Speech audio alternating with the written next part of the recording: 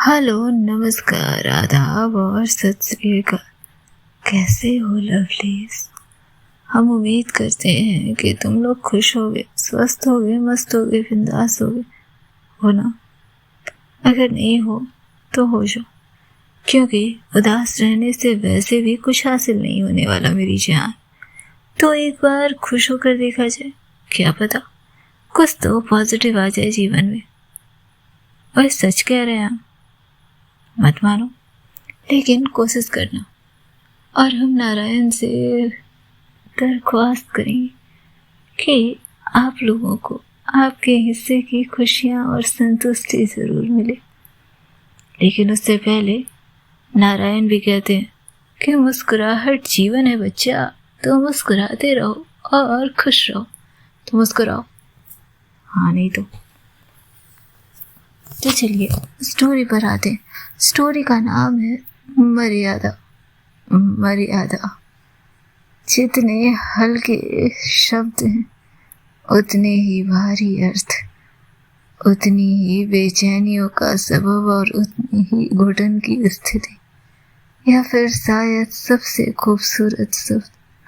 तो चलिए आगे बढ़ते हैं। पिछले एपिसोड में हमने देखा कि सिया अपने ग्रुप के सभी लोगों को अपने बर्थडे के लिए पहली बार अपने घर पर इनवाइट करती है, लेकिन इन सब के बीच वो आरोही को भूल जाती है। या यूं कहें कि ग्रुप के सभी लोगों के कहने के बावजूद उसने अभी तक आरोही को अपने घर आमंत्रित नहीं किया था, जिसके बाद ग्रुप के सभी लोग उसे चेतावनी देते हैं, बेटा देख, माना कि आरोही तुझे लेकर बहुत सेंसिटिव है, माना कि वो तुझे कुछ नहीं कहती है, लेकिन अगर उसे पता चला कि तूने हम लोगों को बुलाया लेकिन उसे नहीं, तो सच में सिया तेरा क्या होगा वो तो हमें भी नहीं पता। और दूसरे दिन उसी कैंटीन में जैसे एक बार फिर से स्थिति विपरीत थी। सुबह से ही सभी के मुंह से आरोही ये सुन चुकी थी कि सिया उन सबको अपने 20वें जन्मदिन के लिए अपने घर पर आमंत्रित कर चुकी है। लेकिन आरोही को सबसे बड़ी बात ये खल गई कि इस आरोही को सिया ने पूछा तक नहीं, उसे इनविटेशन के लायक तक नहीं समझा। और जैसे ये दर्द काफी बड़ा दर्द था। कॉफी शॉप का कोना, शाम की भीड़ और हल्की गुलाबी रोशनी में सब दोस्त बैठे थे। आज सुबह से एक बार भी तो आरोही ने सिया की तरफ नहीं देखा था। सब दोस्तों से घिरी वो सब की बातों का जवाब दे रही थी, लेकिन जैसे ही सिया उससे कुछ कहती, या तो वो रेहान से बातें करने लगती या फिर जेडी से। वो अपने आप को जैसे बिजी रखना चाहती थी ताकि सिया के साथ उसका सामना ना हो। कभी कभी गुस्सा दिखाने का सबसे बेहतरीन तरीका होता है चुप हो जाना। ऐसी चुप्पी जो सामने वाले को आपकी आवाज सुनने के लिए मजबूर कर दे और आपकी शिकायत उसके लिए जरूरी हो जाए। सिया के लिए अब जैसे आरोही की चुप्पी किसी बर्दाश्त से बाहर वाली कहानी हो रही थी। और सुबह से उसकी इस बेरुखी को झेलते झेलते शाम तक का समय बीत चुका था। अभी भी सारे दोस्त एक सर्कल में बैठे थे, हंसी ठहाके एक दूसरे के हाथों में शॉपिंग बैग्स और आंखों में किसी खास दिन की तैयारी का शोर शराबा और उत्साह देखा जा सकता था। लेकिन तभी एक हल्का ठंडापन नजर आता है माहौल में। सिया जैसे ही आरोही से कुछ कहना चाहती, आरोही एक बार फिर से तुषा की तरफ मुड़ गई थी और खल गई ये बात सिया को। वो आरोही की तरफ देखती है, उसके चेहरे को अपनी तरफ घुमाती है और झिझलाहट में उस पर जोर से चिल्लाती है, क्या है आरोही, सुबह से मैं तुमसे बात करने की कोशिश कर रही हूँ, मुझे इग्नोर कर रही हो। नहीं बात करनी, नहीं मुझसे रिश्ता रखना तो तोड़ दो ना रिश्ता। और आरोही बस उसे देख रही थी। गुस्सा अपनी जगह था, लेकिन रिश्ते तोड़ने की बात वो कैसे निकल गई थी सिया के मुंह से। आरोही अब भी बस उसे देखे जा रही थी। और ग्रुप अब शांत हो चुका था। सिया बार बार उसकी तरफ देखती रही और चुप भी अब जैसे धीरे धीरे घुटन बनने को तैयार थी। धीरे से उठकर सिया आरोही की तरफ जाती और कान पकड़कर कहती, सॉरी, वो घर में ऐसे ही सुनती हूँ तो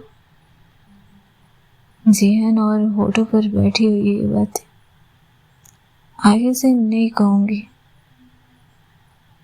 माफ कर दो। और रेहान तभी कहता है, समझ सकते हैं कि तेरे जेहन में बैठी हुई ये बात, लेकिन सीयू, तूने ये कैसे कह दिया कि रिश्ता तोड़ दो?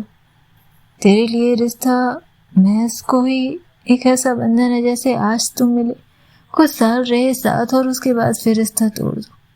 और जेडी जैसे गुस्से में बस सिया को देख रहा था। उसके चेहरे की वो आग बर्दाश्त की सिया ने। विवेक अपनी जगह से उठकर जैसे उस ग्रुप को छोड़ने ही वाला था।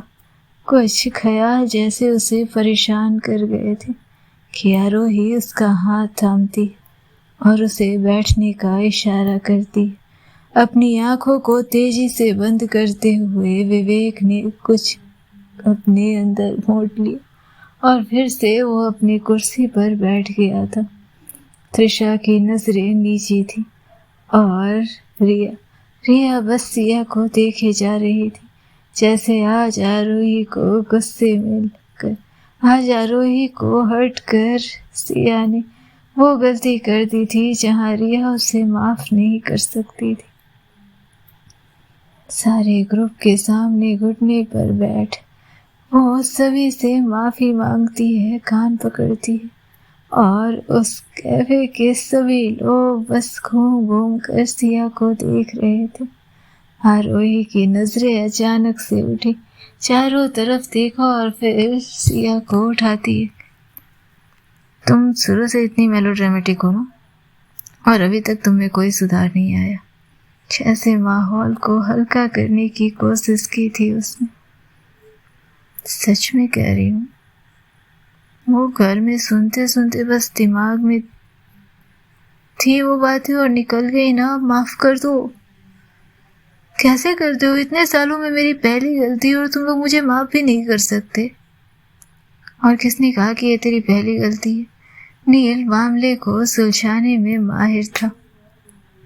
पहली गलती है? अच्छा, तो हमसे प्रोजेक्ट करवाना, हमारे हिस्से के समोसे खा जाना, हमारे द्वारा पटाई गई लड़कियों को कुछ से कुछ कहकर, हमारे खिलाफ कहकर हमें सिंगल ही रहने देना, ये सब किसकी गलती थी मैडम? और विवेक उसकी तरफ देखकर मुस्कुराता है। सिया विवेक के पास जाती है, उसके गले में हाथ डालकर उसकी तरफ देखती है, जैसे कुछ देर पहले के उसके दर्द, उसकी कलब को महसूस की थी उसने। माफ कर देना विक, आगे से नहीं कहूंगी ऐसा कभी, प्लीज माफ कर दे। अगर ये गलती आरू से हुई रहती तो शायद मैं उसे माफ कभी नहीं करता सिया, लेकिन असली बात यह है कि ये गलती तुझसे हुई है और तू हमारे ग्रुप का छोटा डॉन है, तो इस वजह से मैं तुझसे पहली बार माफ कर रहा हूँ। लेकिन अगर फिर दोबारा कभी रिश्ते तोड़ने की बात की ना तूने, तो शायद मैं तुझे माफ ना कर पाऊँ, है ना बच्चा? तो आगे से ये नहीं करेगा ना? और सिया मासूमियत से सिर हिलाती है। विवेक के होठों पर हंसी फूट पड़ी थी और रिया भी मुस्कुराने लगती है। तभी त्रिशा की नजरें उठती, लेकिन नजरों में वो चीज थी जो अखड़ गई थी सिया को। वो गुस्से और वो जलन देखी जा सकती थी, वो तपन देखी जा सकती थी। वो त्रिशा की तरफ जाने ही वाली थी कि आरोही कहती है, ओए, हो गया सबका? इसने मेलोड्रामा शुरू किया था और तुम लोग ड्रामेटिक हो गए हो। अब हो गया सबका, अब इस बात को यहीं पर दफन किया जाए। और तभी सिया उसका हाथ थामती है और आरोही से कहती है, चलो मेरे साथ। कहा? आरोही थोड़ा चौंकती है। बस तुम चल रही हो मेरे साथ? और इतना कहकर वो ग्रुप को देखती है जो उसकी तरफ हाँ में सिर हिलाते हैं। दोनों कॉफी शॉप से बाहर निकल चुके थे। सड़क पर चलता साया, बैग्स की चूचें और दोस्तों की नजरें पीछे तक उठी थी। सिया एक कोने में ले जाकर उसके सामने खड़ी हो जाती है, हल्की कपकपाती आवाज में, पर आंखों में सच लिए। मैंने सबको अपने घर बुलाया है रुक, सबको, और तुझे भी। आरोही उसकी तरफ रूखेपन से देखती है। हाँ, सबको अपने घर बुलाया है तुमने, बस मुझे छोड़ दिया क्योंकि मैं बहुत स्पेशल हूं ना तेरी, इसलिए। तू मुझे अपना सब कुछ मानती है, इसीलिए मुझे छोड़ दिया। तू मुझे अपने घर नहीं बुलाना चाहती, इसीलिए बरसों पहले एक वादा ले लिया।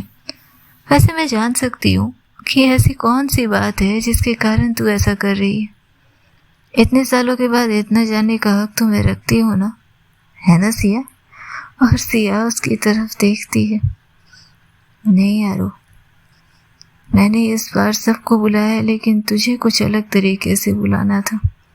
अच्छा, मुझे प्राइवेट स्पेशल इनविटेशन देना था तुम्हें? हाँ, क्योंकि तुम बाकियों की तरह नहीं हो। वो लोग बहुत स्पेशल हैं, लेकिन तुम उनसे कहीं ऊपर हो। तुम सब में नहीं आती, तुम मेरे में आती हो, इसलिए। आरोही की आंखें कुछ कहती, पर अब होठ भी खामोश थे। सिया उसके हाथ अपने सीने पर रखती और कहती है, यहाँ पता है, सिर्फ मेरी माँ और मेरी दादी की जगह है, और उसके अलावा तुम्हारी। अच्छा, और त्रिशा, वो किधर है? जैसे आरोही उसकी बातों को एक बार फिर से कंफर्म करती है कि तुम्हारे और त्रिशा के बीच जो चल रहा है उसका अंदाजा है हमें। और सिया हल्के मुस्कुराते हुए, वो दिल इस साइड नहीं आरो, इस साइड होता है। और आरोही उसे गुस्से से देखते हुए हाथ हटा लेती है। तभी सिया कहती है, हाँ तो अच्छा हो गया, तो बता क्या बोल रही थी? आरोही की आंखें कुछ कह रही थी, लेकिन सिया कहती है, तुम्हें मेरे घर 10 दिन पहले आना होगा, मेरे बर्थडे से 10 दिन पहले। सिर्फ इसलिए नहीं कि मैं चाहती हूँ कि तुम मेरे हर पहलू से देखो, हर पहलू को देखो, उससे जुड़ो, बल्कि इसलिए कि मैं तुम्हें चाहती हूँ कि तुम मेरे घर को देखो, समझो, महसूस करो कि मैं कहाँ से आई हूँ। एक गहरी सांस लेकर आंखें झुका लेती है सिया। मैंने आज तक तुम लोगों से झूठ नहीं कहा, लेकिन सच नहीं बताना भी तो झूठ ही होता है ना आरू। और कुछ सच है जो मैंने नहीं बताया है। छोटा सा घर है आरू, एक पुराना सा मकान। तुम क्या, तुम्हारे अलावा इस ग्रुप में जितने हैं उन सब के दायरे से बाहर शायद वो लोग वहां एडजस्ट भी ना कर पाए। उस घर में दीवार पर दादा दादी की तस्वीर है। वहां बस दिन भर अपने कमरे में चुपचाप रहती है, और पापा का टूर। तुम्हारे स्टैंडर्ड, तुम्हारी दुनिया उनसे बहुत अलग है, मेरा सब कुछ। पर तुम खास हो मेरे लिए, इसलिए सबसे पहले जब तुम देखोगे मेरा घर तो मुझे कुछ सुकून मिलेगा। मेरे हिस्से की दीवार, मेरी बालकनी का टूटा कोना और वो नीली खिड़की जहाँ बैठकर मैं अपने ग्रुप के हर लोगों को याद करती हूँ। और जब भी परेशान होती हूँ तो उसी जगह पर बैठकर तुम लोगों से बातें करती हूँ। उसकी आंखों में एक पारदर्शी चमक थी, नमी से भरी हुई पर मुस्कुराती। आओगी ना? आरोही उसकी आंखों में देख रही थी। एक सेकंड, फिर दूसरे, और फिर तीसरे, और अचानक से एक जोरदार थप्पड़ उसकी गाल पर जड़ दिया था। थप्पड़ जोर का नहीं, बस एक भावात्मक झटका था जो हथेली से ज्यादा सीने पर लगता है। और सिया हैरान होकर अपनी गालों को सहलाती है। आउच! इनवाइट करने के बाद ऐसा रिएक्शन कौन देता है? और आरोही गुस्से और दर्द की मेरी जुली आवाज में, तूने मुझे इसलिए नहीं बुलाया आज तक क्योंकि तुम्हें लगा तुम्हारा घर छोटा है, तुम्हारी हैसियत छोटी है और हम इस वजह से तुम्हें अपने साथ नहीं रखेंगे। यही बात है ना सिया? और सिया की नजरें झुक जाती। मैं कुछ पूछ रही हूँ सिया, यही बात है ना? और सिया झुकी हुई नजरों के साथ ही हाँ में जवाब देती है। तो इतना छोटा समझ लिया तुमने हमें? तुम्हें लगा कि मैं वो आरोही हूँ जो दीवारों को देखकर रिश्ता तोलेगी? तो दोस्त है ना हमारी, या फिर सिर्फ नाम की, जैसा अभी अभी तूने कहा? सिया उसकी आंखों में आंखें डालकर खुद को छोटा समझते हुए जमीन पर बैठी उसके सामने कान पकड़ लेती। सॉरी, सच में सॉरी। मुझे डर लगता था कि तुम उस घर को देखकर कहीं बदल न जाओ। फिर मुझे समझ आ गया कि अगर तुम बदलती तो तुम मेरी नहीं होती। मैं इस डर में रही हूँ आरोही हमेशा। मेरे पापा हमेशा कहते हैं कि तवज्जो धन की होती है, पावर की होती है, पैसे की होती है। मैंने यही सुनते सुनते अपने बचपन को गुजारा है। तुम कैसे मान लेती कि हाँ इन सब का कोई वजूद नहीं, जबकि मैंने लोगों की आंखों में देखा है लोगों को जज करते हुए। तो कैसे मान लेती आरोही? और इस कारण से तुमने हम पर, जेडी, रेहान, विवेक, नील, त्रिशा और रिया पर भी तुमने इसी तरह के आरोप लगा दिए। इसी तरह की सच्चाई समझ ली हम लोगों की, है ना? आरोही के सामने कान पकड़कर बैठी सिया की आंखों में आंसू भर आए थे। तभी आरोही कहती, अब जब इतना बोल दिया तो एक काम कर। और सिया उसकी तरफ डर से देखती कि क्या काम? तैयार हो कल सुबह के लिए, क्योंकि कल सुबह मैं आ रही हूँ और मैं 10 दिन के लिए नहीं आ रही। तेरे बर्थडे से 15 दिन के लिए तेरे घर पर रहने आ रही हूँ, तेरे उसी छोटे से घर में रहकर। तुझे बताऊंगी कि बड़ा होना क्या होता है। घर से बड़े नहीं होते लोग सिया, अपने जज्बातों से होते हैं, एहसासों से होते, रिश्तों से होते हैं, संबंधों से होते हैं। और हाँ, तू पिकअप करने आएगी मुझे, समझी? और सिया हंसते हुए उसकी बाहों में छिप जाती। ओके, तो तुम आओगे मेरे घर? तो अभी मैंने कौन से लैंग्वेज में कहा था? होल्ड ऑन, तुझे हिंदी नहीं आती?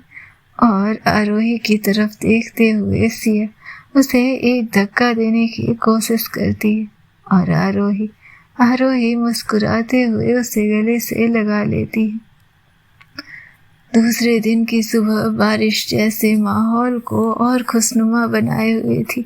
हवा में वो ताजगी होती है जो आपको सांस लेने पर मजबूर कर दे, पर उसी में कहीं गीली मिट्टी की खुशबू, कहीं कोई अंधे का एहसास चुपके से घुल जाता है।